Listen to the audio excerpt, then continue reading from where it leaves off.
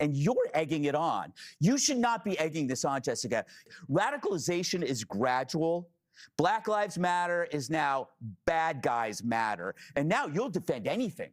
You're defending rapists. These are the people you're defending. On what and I'm going to go back. No. You had your chance.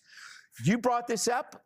Greg Gutfeld absolutely unleashes on Jessica Tarlov after she attempted to defend Don Lemon for storming into and disrupting church service. She even attempts to spin the narrative, but Greg stops her dead in her tracks. Let's get into it. Jessica, we're week 3 into this. Any ending soon?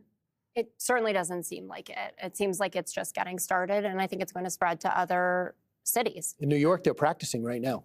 I mean, I would practice, frankly, because I think the Trump administration has a particular point of view on this, and he's made it clear that he wants to go after liberal cities, especially sanctuary cities, and so I would be prepared for it. But Brian O'Hara, who's a police chief in Minneapolis, is not one of those guys who says he doesn't want to cooperate with ICE. He did a huge interview with the New York Times. He was on 60 Minutes last night as well, talking about the fact that his entire career, from back when he was in Newark to moving to Minneapolis, he has always worked with ICE. But the way that ICE is doing it is completely incorrect. He said he's observed behaviors that are absolutely running in the face of what the protocol is. On the entering the church, you brought up, it made me think of when there have been attacks, and that was my first thought too. I was like, what if this is another shooting? Yep. And we've seen it, and there are children in there, and that is just frightening. And so I think Governor Walz was absolutely correct to say you've got to peacefully protest, but you may not go into a house of worship. Do you remember when Tim Walz spent the holidays warning people about ICE? That ICE would start targeting church services? He said because that's just who they are. So I would fully expect, and we are preparing for, an influx of more agents, more of the very visible public theatrics of the raids, of the harassments. And you got faith leaders here. I would not put it past this administration to target midnight mass services amongst folks going to worship, because that's who they are. That certainly didn't age very well. So I guess the obvious question is, where's all that moral outrage now? Oh, I get it. The man who supports Satanists and who's allowed satanic displays in the state capitol wouldn't dare stand up for Christians. He's made his stance clear. But this is all happening against a backdrop that is driving this city to the point that there are people standing outside of their homes, holding their rifles, saying, like, I'm going to protect my community because of what ICE is doing. And this alarming contrast between how upset Harmeet Dillon is over this and the Trump administration, she's saying that she and Bondi are working around the clock. No right is more sacred than the freedom to assemble and pray to God at the same time. And then you listen to Todd Blanche, who was on with Shannon Bream. She said, hey, are you investigating Officer Ross's actions when he killed Renee Good 10 days ago or whenever it was? And he says, millions of Americans saw the video. We investigate when it's appropriate. That is not this case here. So we are not investigating. You got hit by a car.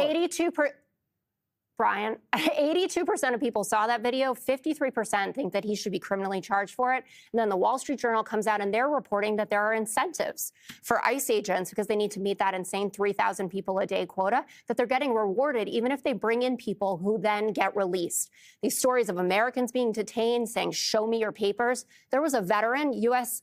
veteran, who's on a Carnival cruise, being arrested and a U.S. veteran on a Carnival cruise with his wife, who was taken out of his cabin, someone who served this country. What is the percentage? No percentage. Citizen. Do not act like ICE isn't making, I don't even know how many mistakes a day in pursuit of Stephen Miller's 3,000 a day quota and getting paid Let's for it. give Greg a chance. All right. You see, Jessica just couldn't help herself. She had to start bringing up polls, talking about 82% of people. Really? 82% of how many people? And that 53% believe he should be criminally charged for it. 53% of how many people? I get it. It's just like the ladies at The View. Just throw numbers out there and sound smart and hope people don't question it. It's like if I took a poll and only 2 people participated and 1 person disagreed, then according to Jessica, that would mean 50% of people disagreed. She also tried to spin the narrative by bringing up the Renee Good incident, but that's about to backfire on her tremendously. Right. I'm going to focus on the backdrop because you went back to the officer to avoid what's really going on. Renee Good murder. Yes, because that is actually not the story here. The story is, the story is how you got here, and you won't admit that that is the reason why we're. This isn't about immigration. It isn't about ICE. It isn't about Trump. It is about suicidal empathy that is driven by a rescue fantasy. You have all of these young, middle-aged women going out there because they have some kind of emptiness in their lives that are going out there in this kind of rescue delusion, helping people they don't know, strangers who are guilty of crimes. How can you defend that? This is not protesters going to a church. That is a mob. The people that invented the phrase safe spaces are breaking it up, frightening kids, right? These are the people that call us fascists and they're hunting people. These are the people that claim to defend women and yet are defending men who abuse women. These are the people that call us homophobic and yet they want to out ICE guys for using, I don't know, gay sex apps. Let's be honest here. Fry's a pussy. He's scared of these people, or else he would stand up for it. Calling it love? There's no such thing as a mob with love. Yeah, that's how they defend their actions, by hiding under the guise of love. Just listen as Frey tries to justify what's happening in Minnesota. I think it's important to tell the whole country that this is not just about resistance here in Minneapolis. It's about love. We are showing something far more powerful and consequential here, which is love. We are standing up for one another. You've got neighbors helping neighbors. You've got people uniting and coming together in this beautiful way. Now, it doesn't end there. No, Mayor Jacob Frey doesn't just criticize ICE. He goes all out and demands the remaining local cops go out and fight ICE in the streets. And as he says this, I want you to pay close attention to the facial expressions made by the Chief of Police, Brian O'Hara. And we're in a position right now where we have residents that are asking the very limited number of police officers that we have to fight ICE agents on the street, to stand by their neighbors. He stayed completely silent, but he was visibly stunned, and he seemed almost uneasy. Probably because he knows exactly what that kind of rhetoric leads to, and that he'll be the one responsible for it, depending on if he's willing to go along with something he knows could cross a very dangerous line. And imagine showing this tape to Don Lemon 10 years ago, 15 years ago, and saying, is this where you saw yourself, Lemon? Crashing a church service, scaring kids, attacking a pastor? Was this your hope and dream to do this? Don Lemon will do anything to stay relevant, including this. What do you think of this? I mean, this is unacceptable. It's shameful. It's shameful to interrupt a public gathering of Christians in worship. But there were folks who will say, I have to take care of my flock. okay, but listen, we live in there's a constitution in the First Amendment to freedom of speech and freedom to assemble and protest. We're here to worship. We're here to worship Jesus because that's the hope of these cities. That's the hope of the world is Jesus Christ. I want to be very respectful. Please don't push me, though. We're here to worship Jesus. Yes. That's why we're here. Yeah. Okay, that's why we're here. Okay. That's what we're about. Don't you think Jesus would be understanding we're about and love these folks? We're about spreading the love of Jesus. But did you try to talk to them as a Christian? No one is willing to talk.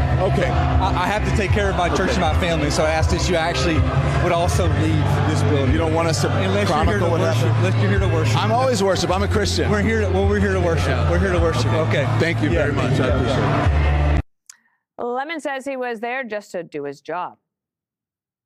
I had no affiliation to that organization. I didn't even know they were going to this church. Once the protest started in the church, we did an act of journalism, which was report on it and talk to the people who were involved, which included the pastor, members of the church, and members of the organization. That's it. It's called journalism. Into Minneapolis a little bit ago and did some reconnaissance on the ground, speaking to an organization there that's gearing up for resistance and protest. I've been pleasantly surprised to see the community coming together. Diverse community. If you see this, when we first pulled up, we're like, wait a minute, which operation are we at? And as it turns out, because we were like, well, this is kind of MAGA coded, right? So the American flag or whatever, but these are resistance protesters. They're planning an operation that we're going to follow them on. Don Lemon did not just wander into that church by accident. He knew the plan, and he not only willingly participated, but he filmed himself walking straight up to the pulpit, interrupting a live religious service, threatening the pastor, and claiming to be Christian. And I think Greg says it best in this next clip.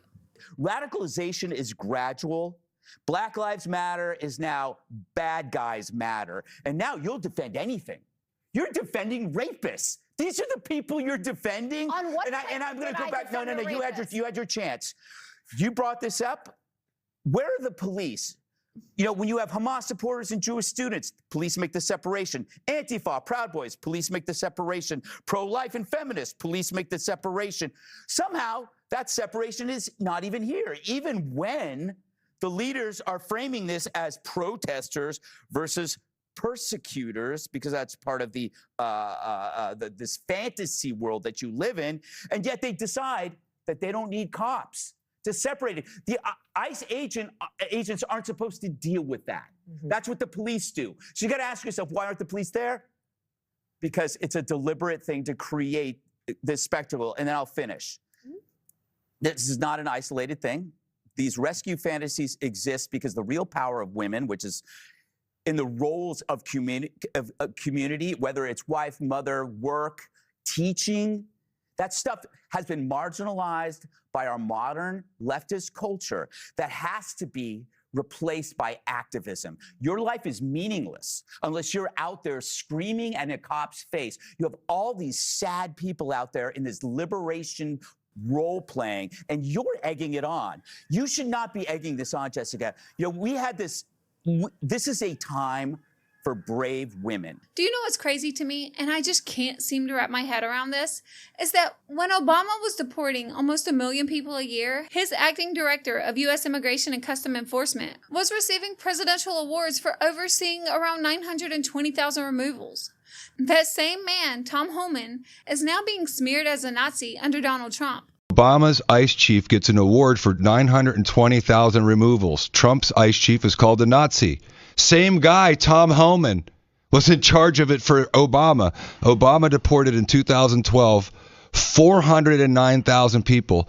Trump in 2025, 290. Wow. You got to do the math. It's so frustrating because, like you said, they've taken such an anti-Trump administration position that no matter what he does, even if it is in the name of good intentions, the problem is Minnesota is a sanctuary state.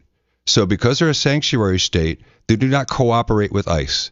They can arrest somebody for a violent crime, have them in jail, and they release them on the street. And so ICE is forced to go get these people in the streets. Where were the protests then? What actually changed besides the media's narrative to hate Donald Trump? So with that being said, I think it only proves that Jessica Tarlov once again has no idea what she's defending, or why she's even defending it. And Gutfeld hit the nail on the head, leaving her completely speechless. She played every card she had: lie, deny, deflect, but none of them could save her from reality. The reality that the left has allowed themselves to be so brainwashed into hating Donald Trump that they will go as far as defending absolute despicable beings, as long as the outcome is going against Donald Trump. When Tom Homan was under Obama deporting nearly 1 million people a year, it was all love and awards. But when he holds the same position under Donald Trump, he's a Nazi.